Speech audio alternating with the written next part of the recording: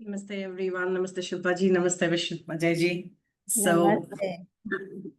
hope you all had a very good weekend and namaste all.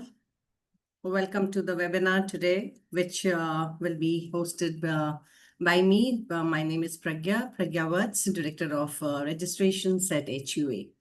And Shilpa ji, we have about 14 participants at this point in time. Do you want to wait some more or can we just start? Get started. We can get started with the intros, and then by the time we get into the Sure. juice, the rest of it all, then hopefully more people will have joined. Sure.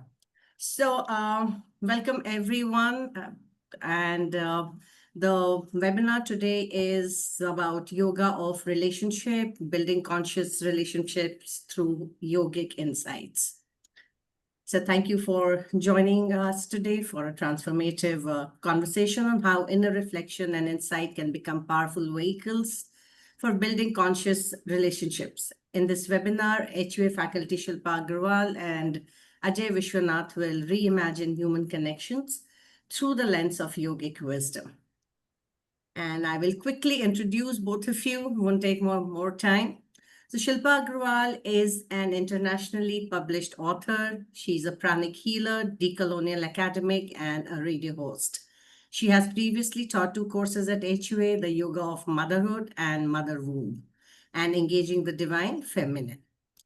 Her specialty is helping individuals heal childhood wounds, ancestral trauma, and difficult relationships so that they and their loved ones can live full, happy, and healthy lives.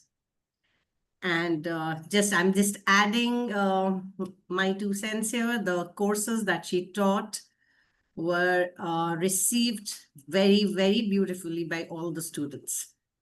And some of them that I know were, it kind of helped them transform certain wounds. So yes. And Ajay Vishwanath is an accredited ICF PCC coach. Ajayji works with CEOs and senior leaders in India and the US, emphasizing self-awareness and impactful leadership. Holding a master's in global leadership from Royal Roads University, Canada, Ajayji offers a distinctive coaching in relationship enhancement. For over 5 years, he has helped individuals and couples gain profound self-understanding, identify relationship patterns, and foster deeper connections. Both of you, welcome to this webinar. And today they are going to talk about their new course, as I said, Yoga of Relationship.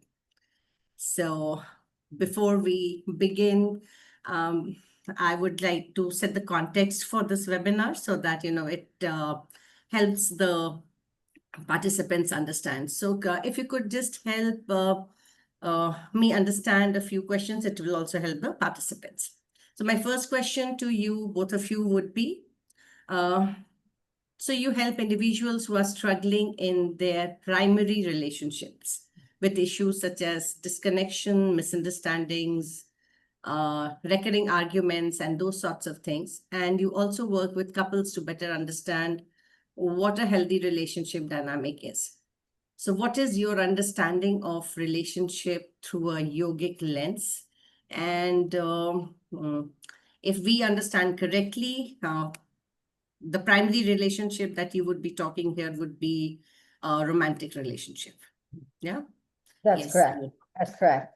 Thank you, Pragyaji, and thank you everyone for joining us, and for Ajay, my amazing co-faculty. So if I can just answer this question in a few lines. A relationship is not a static thing. It is a dynamic encounter between 2 individuals who are also going through their own dynamic journeys.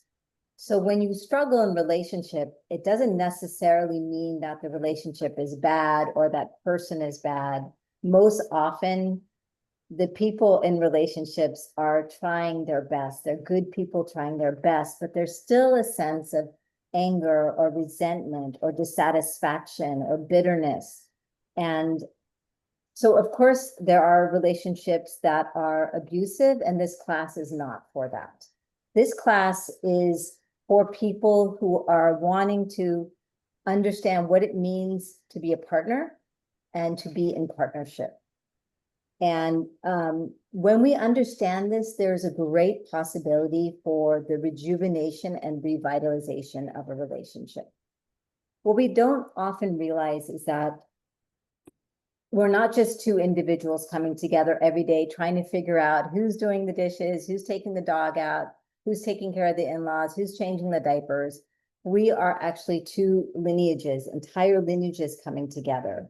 And so we carry within us, within our very cells, memories that stretch lifetimes.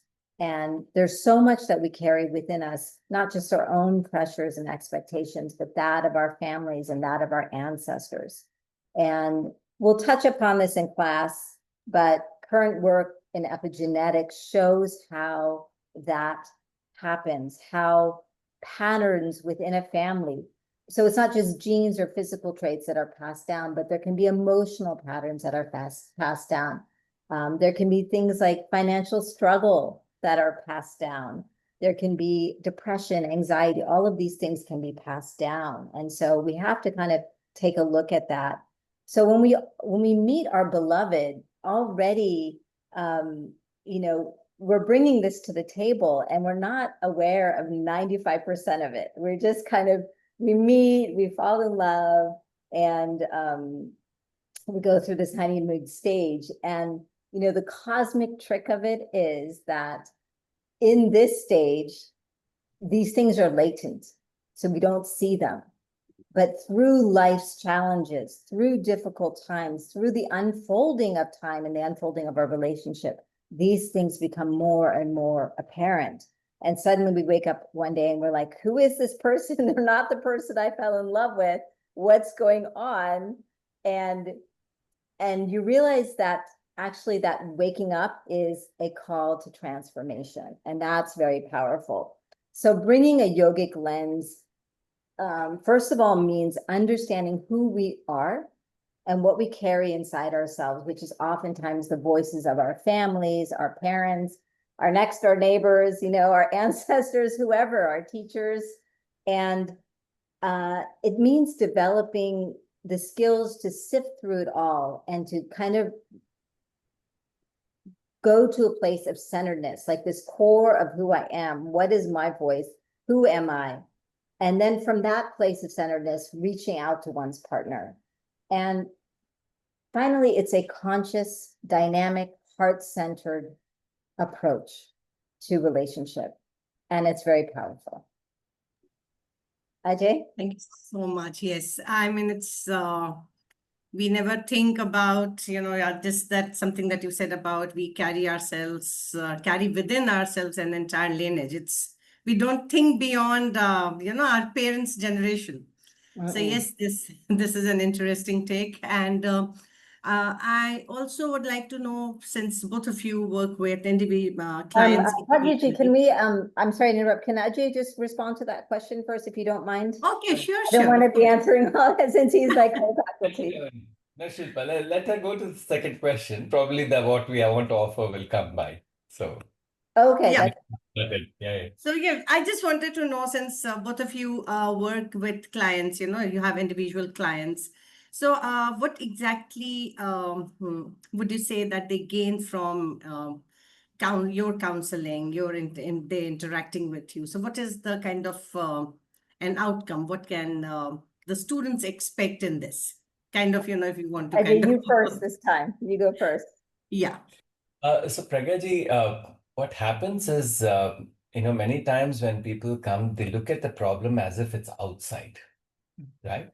And, with our coaching, with my coaching especially, I've really helped to look at how much of this problem is because of me and how much is because of, what some of my expectations are. Yeah. And second, when we are saying yogic lens, we're also using some of the frames which are available for us, right? I mean, we look at these frames as if it's prescriptive, but many of these frames can become the way of reflecting on ourselves, right? I mean, we take something like in any marriage or any partnership, there is something called as a vows of those marriage or that relationship. But, I can really revisit and say, how am I living those vows? What does it mean for me versus the other person? And is it a versus or is it together? So these questions, I think, help people realize. And for me, a relationship is a flow. When we designed that logo also, we were looking at it as a dynamic movement between two people. So I think it's also about removing the roadblocks for that movement as we go along, right? So then it becomes a dynamic dance. It doesn't become, crossing and hopping it so that we manage the dynamics. Yeah. Shilpa, over to you to add. Oh, thank you. That's beautiful, Ajay. So I would say the students that I've worked with, and I think some of them are watching, they gain a deeper awareness of their subtle bodies, which where wounds and trauma and other stagnant emotions lie. And so we're not just these physical bodies, mentals, but there's a stream that's running through us continuously, bringing information, connecting from a realm that is kind of bigger than us. And so, I would say a dharmic relationship, one that is centered on the wellness and flourishing of both partners, engages all these layers. It's not just the physical, hey, you're doing the dishes, I'll take the cat out. It's not just, the dog out, the cats don't need to be taken out. It's not just the mental, but there's communication happening on this subtle level. And what is that? Can we be aware of that? So we have to first understand what these layers are, how they operate. And then my students also begin to understand what they're carrying inside of themselves, where their reactivity lies. And once you are able to touch upon that, you're able to release it. So consciousness is like shining a light into the dark. It's like going up to the attic and sorting through all that junk, right? And it's a process of like unburdening oneself and one's relationship and one's lineage. And it's a process of release. It's like a big exhale. And when you exhale, you're able to pause, to stop, to center, and to see what you need to see in a situation and emerge from a more responsive place, a more compassionate place. And so that's what we want to help our students in this class. Thank you so much. So can you just now tell us more about the course, and then we can have more discussions once we have a better idea about what this course is going to be. Sure. And, I have a slideshow. Can I show that? Yes, please. And for all the audience, please post your questions in the Q&A box. Once they are done with the presentation, we'll open the webinar again for discussions. Thank you. Yes, Shilpa, please. Tell me if I'm presenting this. God, I don't know if this is right. Okay, can you see the full screen now? Enter full. Yes. Yeah, why is this There's a window in front of it. Can you see it? Yeah, this audience window. No? I can see your this thing. You can see the screen that says yoga relationship? Yeah, yes. Okay. But there is a small window in front of it. Audience window. Okay, let me just stop then. Okay, so what is happening? Okay, I'm going to say share again. Click to exit. Okay. Yeah, now it's perfect. Okay, I'm not able to do the presentation screen somehow. Is this okay though? Yeah, I think this is okay. Yes. Okay, yoga relationship, building conscious relationship through yogic insights. And you've just met Ajay and myself as your faculty. And there's the class link, which I'm sure Pragyaji will put in the chat. Okay, so let me just make sure you can see all this. There we go. So what we're going to talk about today briefly is we're going to talk about the course description, what our learning objectives are, give you a sense of over the 10 weeks, what are you going to get in those 10 weeks? And then what our kind of general sense of a course structure is that you're going to understand in each class. So yoga of relationship will guide students through a journey of self-discovery and conscious relationship building through grounding in a Hindu textual tradition and cosmology. We really are remembering, if we talk about ancestors and they're living through us, we really want to understand what is their model? Where do we begin with these models of relationship? How do we understand them? And how do we bring them into our current lives? On a yogic level, our relationships are mirrors of our own internal landscapes, which with conscious effort can become crucibles for positive change and transformation. Again, this is what Ajay and I have been speaking about in terms of really understanding what that internal landscape is. We're going to call it our kshetra, our inner field, our field in which we are operating. And we're going to get into that a little bit more. So we have 6 learning objectives. Ajay, do you want to take the first? I'll take the second and we can alternate. Sure. Yeah. So one of the first things is to really start looking at who am I in the relationship. And so the course really helps to look at, I have lots of ideas about me and I'm in different things, but in this particular relationship, who am I and how am I coming across? And because of how I am, how do I start shaping that relationship on an everyday basis? Yeah, over to you, Shilpa. Recognize reoccurring emotional, thought, and behavioral patterns in yourself and within your relationship. So oftentimes these patterns are unconscious. They come from our parents, our grandparents, our great-grandparents, or beyond, and you don't even know why. You're just kind of engaged within them. So once you recognize them, again, shining the light in the attic, then you can break them. And that's very, very powerful, because then you really bring this sense of freedom and liberation into your relationship for yourself and your partner. Ajay? So with these 2 steps taken, that you know who I am, and literally from a natic view where this relationship is, it really creates a centeredness. Yeah. So, and through that centeredness, you can enhance communication with your partner. So rather than coming it as a reactivity, we are able to step back and see, hey, how do I respond to this so that relationship enhances? Yeah. Over to you, Shilpa.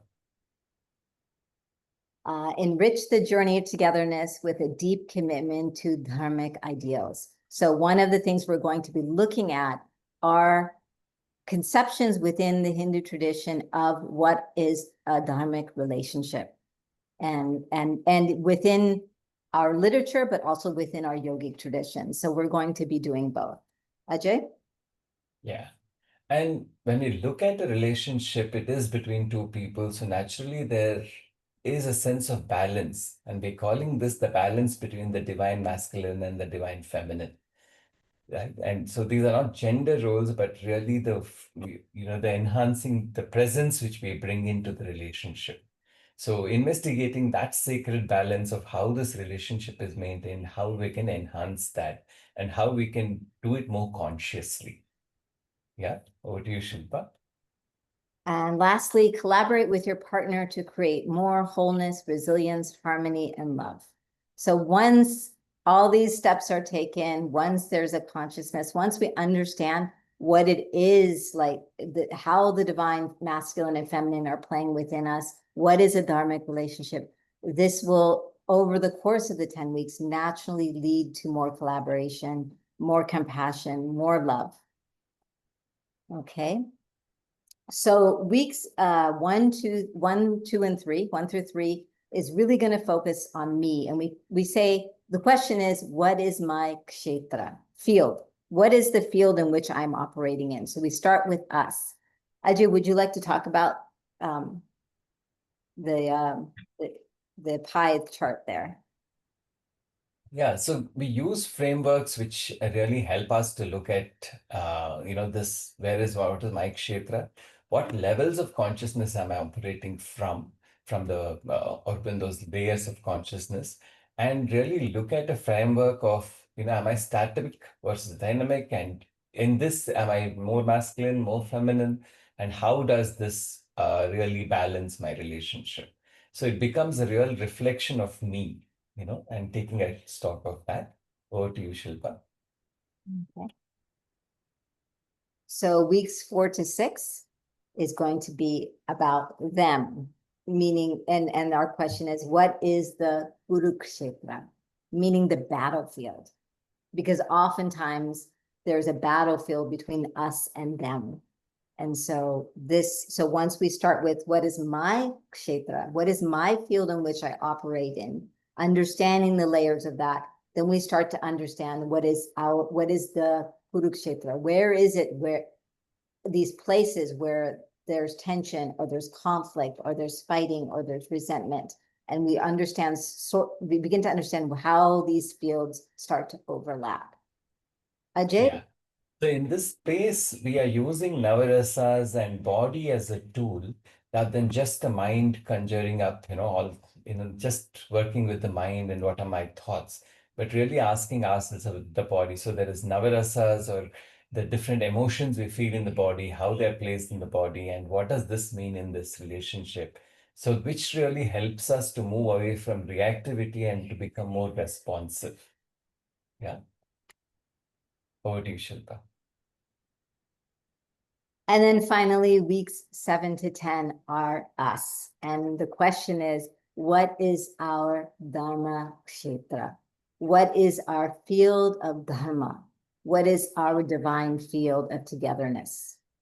And so that is the journey from what is my Kshetra, what is the Kurukshetra, the battlefield, to what is our Dharma Kshetra, which is what is our field of Dharma, our divine field of operating for our highest and best and our flourishing.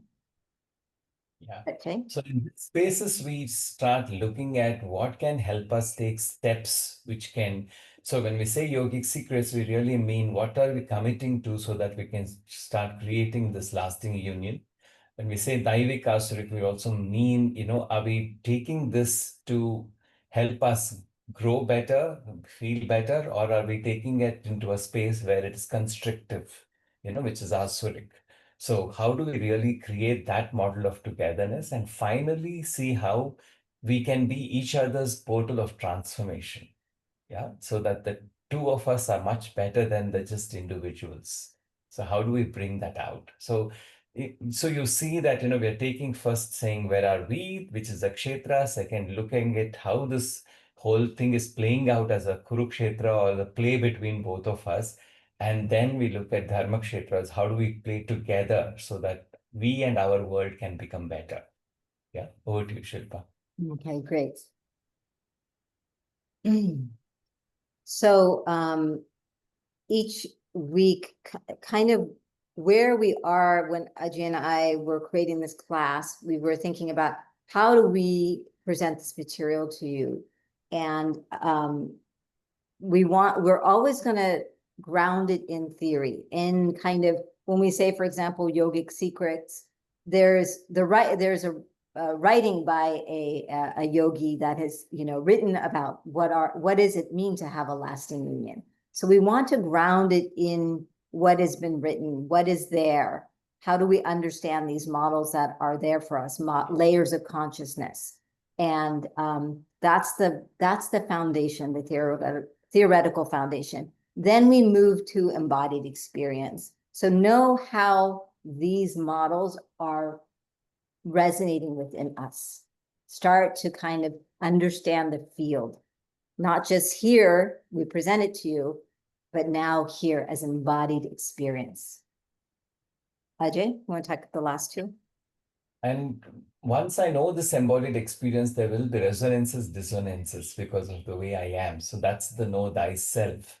Yeah. In this know why and know how, can you figure out who are you?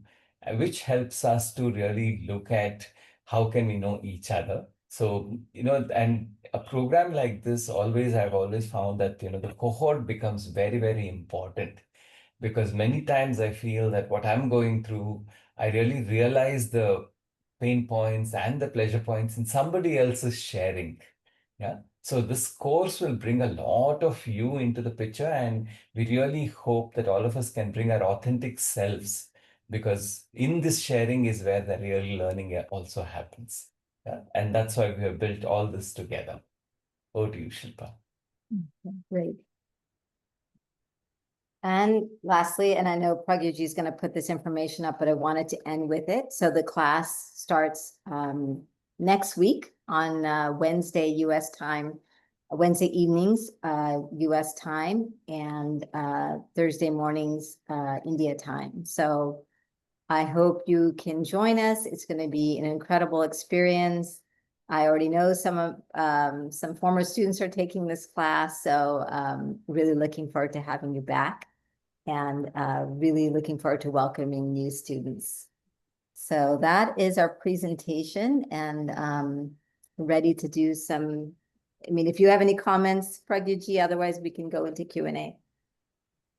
I thoroughly enjoyed listening to you. I know, and for everyone here, I have taken the class. I think Kumu Gupta ji has raised her hand, but I just wanted to tell everyone that I've been taught by Ajay ji, and I can speak about, how the course that he taught, I'm sure he's going to bring the same expertise and insights and everything to this course as well. So knowing both of you, I'm sure that this is going to be a wonderful course. So Kumu Gupta ji, I can open this up for conversation, Shilpa ji, like we don't have too many people, so they can, if they want, they can just, we can open it up for, yes, Kumu ji, you can speak now. Yeah, can you hear me? Yes. Yes.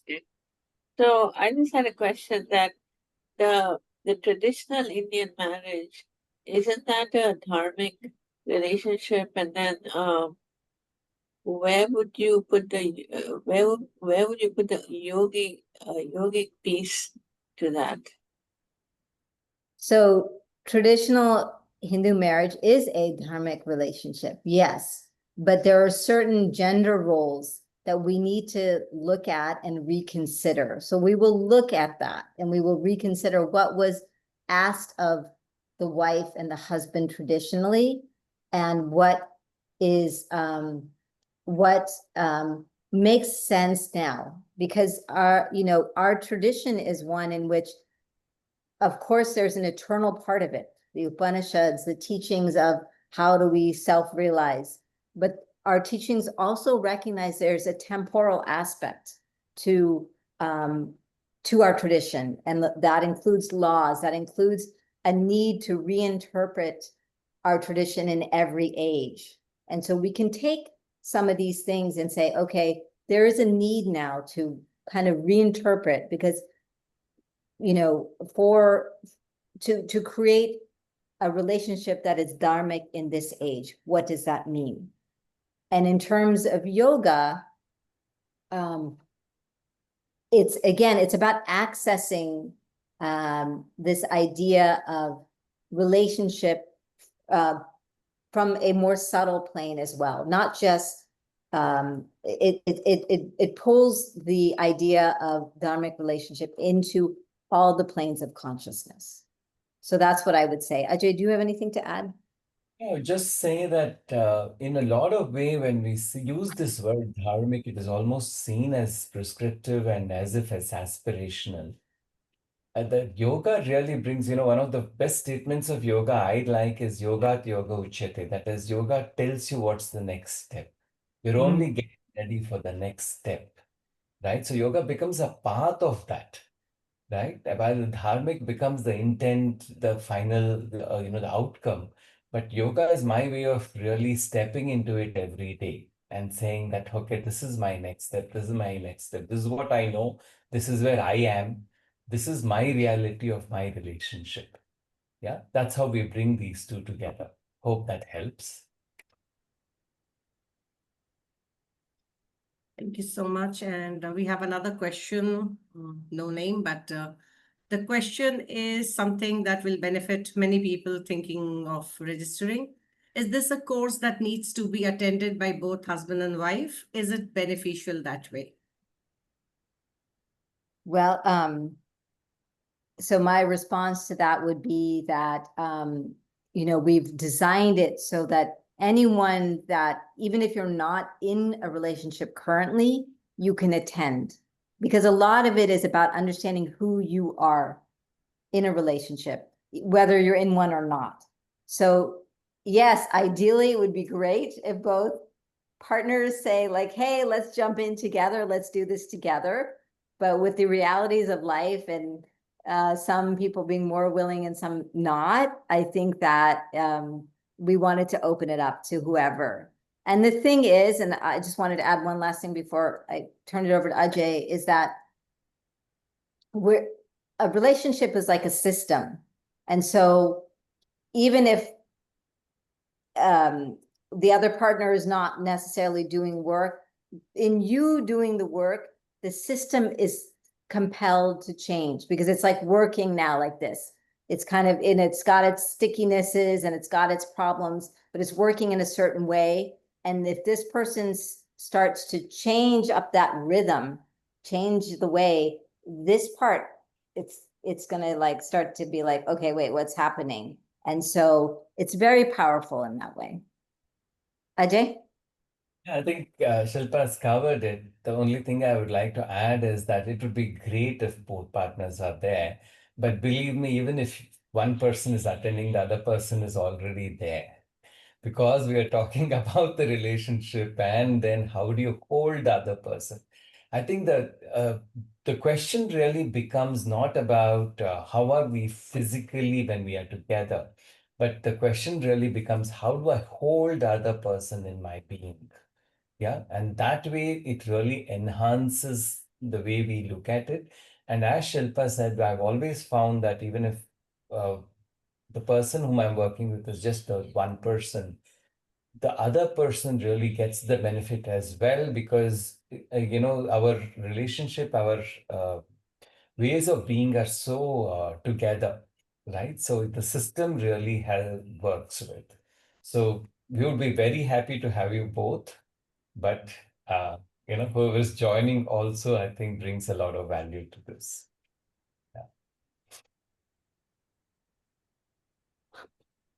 Yes, Kumuji, you have another question, so please go ahead and then. Oh, she dropped out. Looks like she got disconnected. So while she joins, we have another question here. What Yeah. stage of married life do you think is a good audience for this course? Ajay, I'm going to let you answer that one first. I would say it's at any stage where you're saying that, hey, how do I take the next step? How do I really improve this? I don't think there is a prescribed stage at which, but when we look at and I would say not just a married life, any companionship to that matter, considering that this is the primary relationship which we are so much invested in, at any point of time where I say that, hey, how do I really, and not that it has to have a problem. It can just be that, how do we enhance this? We're really having fun together, but how do we take another step to enhance this? And that would be a good space to even enter this and work with this course. So that's how we have designed it. Exactly. Exactly. So, Let me just, if you don't mind, I'm just going to respond as well.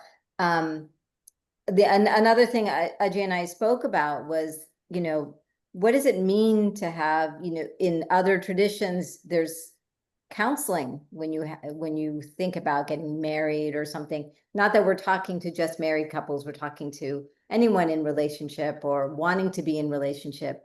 But this idea of what does it mean? Do we even ask these questions? We just plan our marriage and jump right in. And I think creating this intentional idea of what does it mean to be in relationship? What is a dharmic relationship? What do these vows mean? What does it mean to be daivic or, moving towards the divine in relationship? What are the spaces in which we become asuric in relationship? And it's like, can be very, very subtle, but it's there, so we're sliding up and down in, our best self, our worst self, that kind of thing, to be conscious of that. So at any age, this is really powerful. Just a continuation of this answer. will this also benefit? And there are people who, because of their, their experience in their childhood or their, teenage years or early adulthood, they really want to be in a committed relationship, but they're scared to kind of take the plunge because maybe, somewhere deep within they think that no, they are not ready or they are not fit to be in a relationship. So will this even benefit such people who want to be there, but they're not like hesitating or listening to you all, it will certainly make them a better person vis-a-vis how they approach a relationship. Here, the primary relationship. So, anyone who will be listening to this recording, so Will, if you could answer this one question, it's quite possible that there are many people who may not just come and ask us this question, but it will benefit them. Sure. Ajay, would you like to start? Yeah, and I think, Pragyaji, this question is already there. It's I'm single for a while, and how do I take Oh, up? I didn't see. Yeah. So yes, it really is. Sometimes, I've had this phase for my own self in my life where sometimes when you're suddenly in between relationships, you suddenly realize, is there a problem with me, or is it me coming in the way, or why is some things not going to work out? So I think this is a good time to take a mirror and say, hey, what are some of my patterns which I've built which are not working for me? Right? And some of this might be unconscious. And as Shilpa also said, that I'm not just representing me, I'm also all the things I've learned, all the things I have, and sometimes my own success in one field becomes a hindrance in a relationship, right? In the way we have built the world today, being really aggressive, outspoken in one area might become the most difficult to handle when I'm in a relationship where the space has to be shared, where the space has to become more caring, things like this. So it does help for us to look at ourselves and say, hey, how much of this is because of some set patterns which is not working? Probably it worked in my teenage years. Now in my 30s, it might not work. Mhm. But the expectation of me as a 30-year-old is very different from what I was at 22. So things like this. So it definitely, I feel it helps. So to you, Shilpa. Yeah, thank you, Ajay. That was a wonderful response. I think in terms of feeling like, oh, I might not be ready or this or that, I think one of the really important parts of our cosmology is that there is already this inbuilt connection with something beyond us, something bigger than us, this divine, you can say divine force, cosmic intelligence. And so everything is not in our hands. And so the challenges we meet are always part of our transformational process. So the question is always, am I willing to step into the fire of transformation? I might get burnt. Surely we're going to feel it. There is discomfort, there may be suffering, there may be whatever it is, but am I willing to take that step? Am I willing to take that risk? Because that is part of our process of then we get to step out of it, and we step out of it renewed, reborn, rejuvenated, and life brings us things that we could never have imagined once we take that step. So I would say that is the invitation, that to realize it's not all about us. We're part of a larger process happening and unfolding on this planet. And am I willing to step into that process? Thank you so much. We have one more question, but I think Kumuji has another question for you. Let's take Kumuji, you can ask your question and then we can take other questions. Yeah, so I was again going back to the traditional marriage. I think perhaps we need this today because we don't have that support system that's back home, and also in the old-fashioned way where if you're having problems, then your in-laws or your parents step in, or there's a big group that sort of counsels you and gets the two of you talking. So I think this is more needed today than it was back then. Thank you.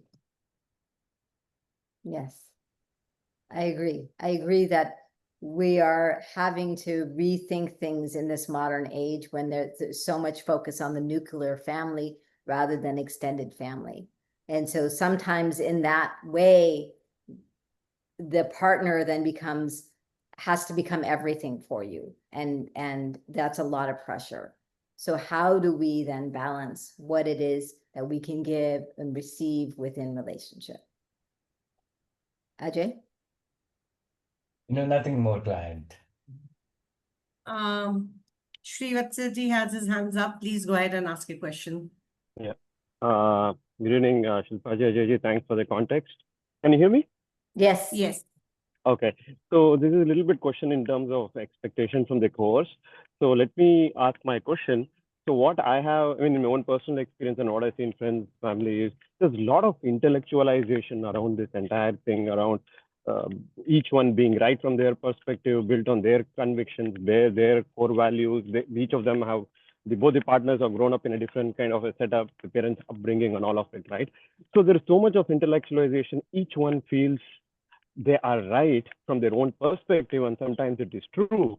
And that's where, from an intellectualization part, there's no action. That kind of further frustrates that people are not seeing, and they either give it up and all of that.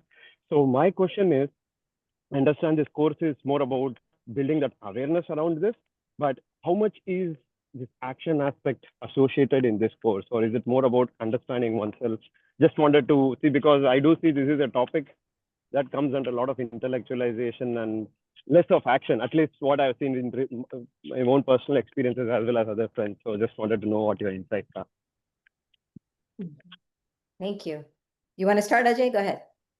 No, I think Srivatsa, this is I think that was one of the core questions Shilpa and me started off with, saying that this should not be an intellectualization course, because intellectualization really puts it into a very prescriptive, saying that this is what I should be, right? So we bring in an embodied practices. We will be, if you really, when you attend the course, you will see that every step we're taking, we're asking questions to ourselves. Yeah. So when we say self-realization, it's not something intended and we say, take these 3 steps and you'll realize, but really asking, how aware am I and where am I? And so we bring it back to know thyself, because that's where the resonances are happening. I know that this is what scripture says. I know that this is where the world is, but where am I in this? Right? And so it's like a loop where every awareness also tells me what should be my next step. And that step gives me a little more awareness about myself. So the class becomes a space to share that awareness and again take the next step. So there will be steps in every session to take forward, as well as some commitments at the end of the day, not like a master list of saying that these are 10 steps to good relationship, so please do it. But really creating my own 7 commitments at the end of the day when I finish the course, of saying, how will I enhance my relationship in the next 3 months? I'm not even looking at next 30 years, right? I'm just saying next 3 months, if I have to really feel a vibrant part of this relationship, what could be my 3 steps, or 7 steps? So things like that. So it's very, very active and action. And so we say, the 3 things, Icha, Gnana, and Kriya. So there is a desire to it, there is a knowledge of self and the other in it, and then there are actions to it. So these 3 things will go like a spiral. Yeah. Over to you, Shilpa. I don't have much more to add. That was an excellent response, except that the part of the class is about creating that spaciousness inside. It's moving from that rigidity of the ego to, like, remember when I said exhale? It's like, where do we create that space? And realizing that rigidity is only hurting ourselves. So creating that space, and when you start to kind of move into that space, wow, you start to see things start to open up, and you have these insights and you have these realizations, but it's about creating that space. So it's a beautiful way to kind of enter in and kind of move from the head to actually your body holds the truth of who you are. You can intellectualize anything till the end of time, And you can tell anybody from your mouth, oh yes, da da da da, everything's great. Your body holds the truth, and your body is going to tell you, oh my goodness, I wake up every morning with this like tightness, and or this part is really tight, or whatever it is. Your body's going to tell you something's not quite working. And so how do we understand that? And Ajay is a classically trained dancer, and so he has spent his life working with the body and movement, and so that's going to be very powerful. I just got kicked out of the webinar for a couple of seconds. So did we take Anandji's question, Shilpa ji? Is No, this we did class not. similar to therapy? Okay. His question is this class similar to therapy, or how is it different from therapy? Ajay, you want to start? No, Shilpa, you can start on this. Okay. So no, this is not traditional therapy. This is not where you approach a therapist and you say, oh, my partner is really mean and like leaves his socks out and I have to like pick up after him, or she's really controlling or whatever. No, we're starting with the kshetra, like what is my field? We are actually going into a yogic framework where we're understanding beyond our thoughts and beyond this is the way I see this situation, right? We're going into the subtle body, the pranic body, and we're going into how things are feeling inside of us. And so it's a much more nuanced field that we're entering into in terms of, and so you are going to be, it's not just talk therapy where you're just talking and we're like saying, hey, do this, do that. It's about it's a journey. This is very much a journey. So that's how I would respond. Yeah. In my I might be completely wrong here, but still, in my view, many times the therapy really looks at a specific problem and a kind of ways of dealing with it and how, it can unfold, things like that. But in this course, we are really giving a larger framework to look at ourselves, our system, and then the roles we take in that, and with the relationship as a focus, right? So it becomes much more broader. And definitely in a course like this, depending on the number of participants, we will not be doing one-on-one work, right? So we use the cohort as a space for us to share and start seeing reflection of ourselves. So it's possible that somebody might feel very cathartic in a process like this. And we really hope we create that kind of trust and space where everybody brings in their authentic self. But at the same time, it's not a therapy where, where we really counsel one-on-one and things like that. So, which we have mentioned as a part of the course as well, that if it's a very intense relationship, this course might not be for them. This is a space where you're really able to step back and look at yourself and take things to enhance the relationship. Yeah, hope that answers. Back to you, Pragyaji. We don't have any more questions, but I, as getting in people for the courses and helping them register, many people, they struggle with whether or not for any course, not just this one. For any course, they take time to kind of make up their mind whether or not this course will be beneficial for them. Like they're on the fence. They cannot decide where to take the plunge or not. So any insights from both of you that may help them get over that barrier? At times, something from the faculty will definitely help them decide better. I would say two things. One is they can reach out to me or Ajay and we can have a conversation before class starts. And Pragyaji, if you don't mind sharing our emails, they can reach out to us directly, or always to support@hua.edu and we'll get the emails and we'd be happy to speak with any of you. And second, I feel that there's no time like the present, just invest in yourself.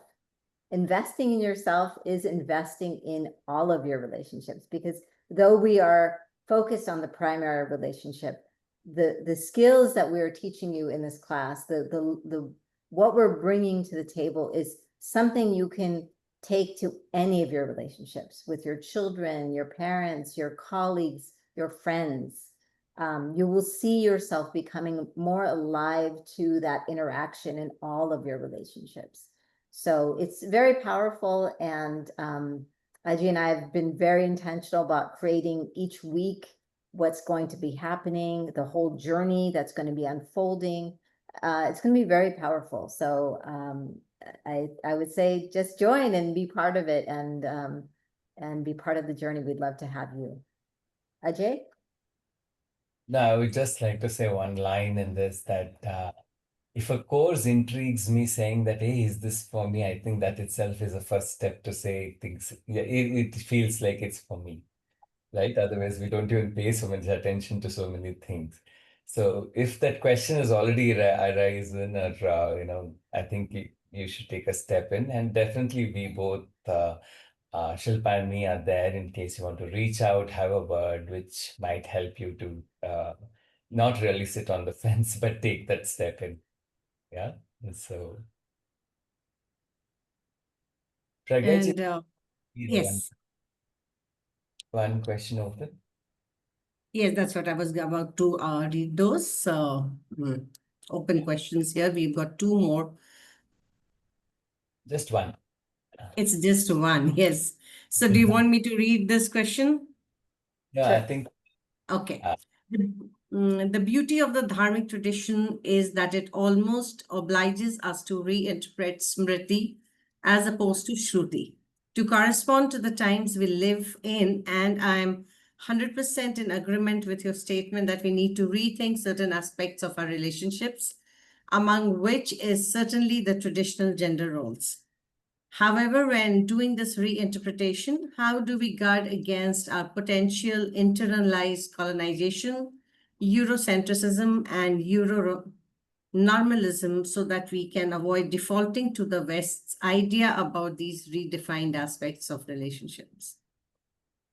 Thank you for that question. So, part of my work as an academic is I'm a decolonial academic, so that I really get what you're asking. And so what Ajay and I have done is, when we talk about, we're grounding in our cosmology. So that means we're looking at divine feminine and masculine from our cosmological context in its dynamic state. And we're not looking at gender roles from like a Western perspective.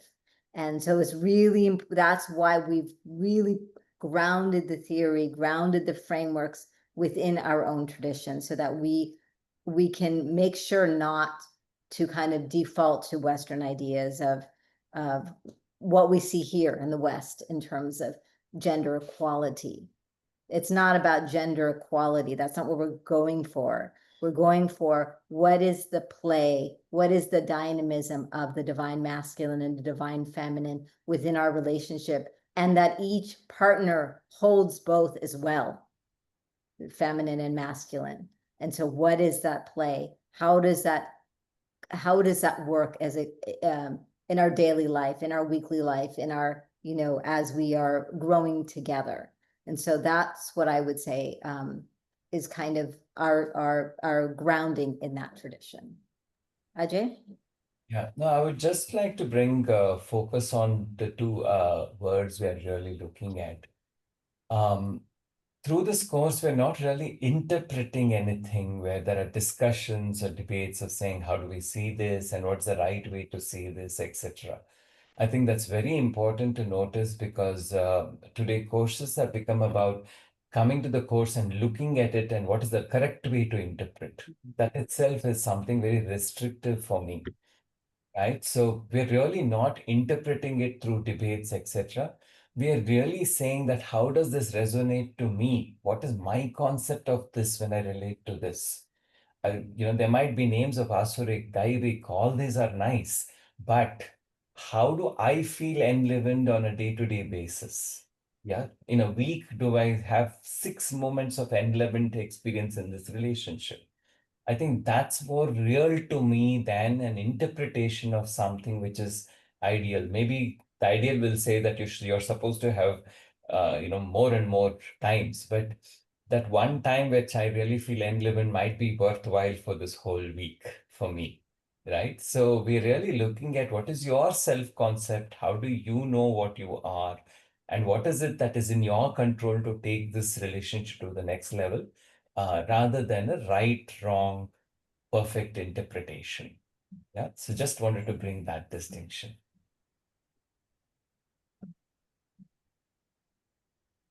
Thank you. Kumuji has another question. So we can just take one more question from her, right? Okay, and then we can close with some closing Yes. comments. Okay.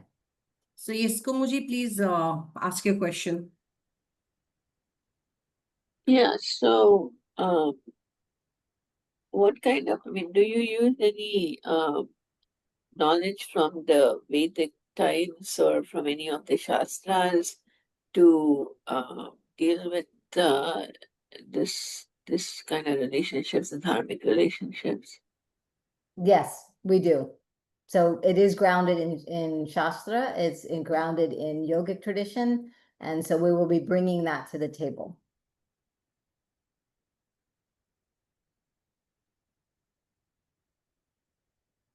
And we'll be referencing where exactly that it's taken from. So all of that will be in the material we give you. And I don't think we have any further questions. So before we end and go for your closing remarks, the recording of this webinar will be shared with everyone. And I will also put in both of yours email IDs. And in case, they want to get in touch with you, they can write to you. And if you want to have a conversation, so you can exchange numbers then. So will that be okay? And the course link is in the chat. You will get the course details, the links, everything in the recording that we will share. We'll share it within 48 hours with you all. More in all probability tomorrow. And we hope to see many people come take benefits, take advantage from this lovely course that they've put together. It's, I think it will benefit everyone, as Ajayji said, whether or not you're having problems in your relationship. It will make you a better person, a better individual. And I think that really counts in any relationship, Yes. not only one. So a better individual, a good person will be good with any relationship. And that's important. So before we end, Ajayji and Shilpaji, any closing remarks from you all? I would just like to say that just like everything in nature is a pattern, we're a pattern. And so we carry things from us and we're echoing them and we pass them down. And so when we become conscious of that, it's very, very powerful. Jung, who was Carl Jung, who was highly influenced by our tradition, said, whatever is not conscious will be experienced as fate. Whatever is not conscious will be experienced as fate. What does that mean? We're likely to repeat unconscious patterns until we bring them into the light of awareness. And whatever is too difficult to process does not fade away with time. Rather, it's stored. And this is why we must find our way into spaces where we can speak, where we can be heard, where we can be received with compassion, and where we can do the work of going into that dark attic and we can clear away the junk and the cobwebs, and we can put a nice window and get some sunlight and make it a place that we're comfortable inhabiting. And so, and a place that doesn't scare us, but that rejuvenates us. And so that's kind of the goal for this class. And I just want to end with thanking all of you for joining us, thanking Pragyaji for doing this amazing job hosting, and my co-faculty, Ajay, who is an incredible leadership coach and human being. And I feel very lucky to be offering this class with him. And I invite you all to join us on a transformative journey this summer. and looking forward to seeing all of you. Ajay? Yeah, I would just say, Star Stell. Star Stell brings collections of I would just say that we've had a lot of good fun creating this course, and I think offering it is also, we're bringing a lot of energy to it. So please join us in this journey, and then help create this relationship as a very live process, right, in the world. So really looking forward to many of you joining it and then taking this course along with us. Over to you, Prakaji. Thank you so much. And it was lovely hearing about all the insights, and I hope people will benefit from this. So any thing I would just, whatever help they need, students or people who are planning to join. So all three of us will be there. They'll be there to help you all address any academic concerns you may have, any registrations issues, admissions issues. The admissions team will be there. So we look forward to many more people joining the course. It was a wonderful, wonderful time for me, morning, for you all evening. So I had a good morning, so we can close now. It was a pleasure hosting both of you, and we'll keep in touch. Namaste. Namaste, everyone. Thank you for everyone. joining us. Good night. Thank you.